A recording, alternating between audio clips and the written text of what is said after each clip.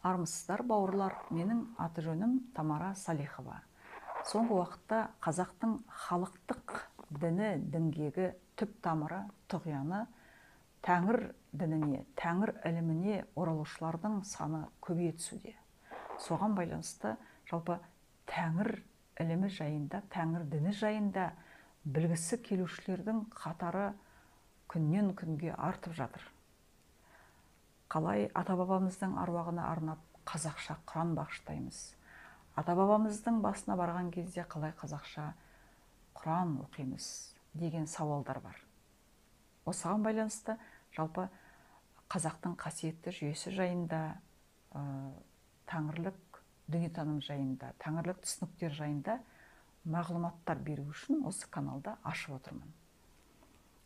Бұл өзімнің әңгімеме арқау етіп, қазақтың арасында, қазақ қоғамында Тоқтарабыз деген атпен танымал Тоқтар Бейсенбиновтың Ақиқат атты кітабын негізге алдым.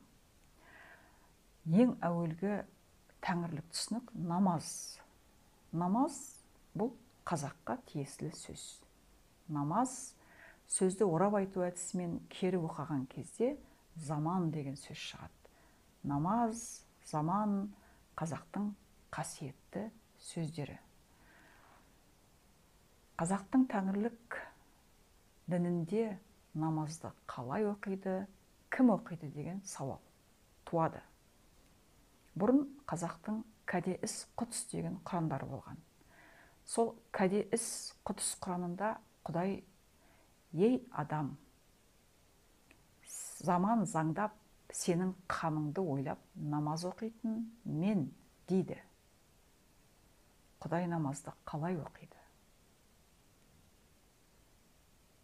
Айналадағы табиғаттың құбылыстары, таңның атуы, күннің қызарып батуы, ұясына кіруі, соққан жел, ескен самал жел, судың ағысы, нөсер жаңбыр, алма кезек ауысқан жылдың 4 мезгілі, жазы, күзі, қысы, көктемі, адамның алған тынысы, шығарған демі, мына жарық дүние, тылсым ғұмыр, осылардың барлығы Құдайдың оқыған намазы.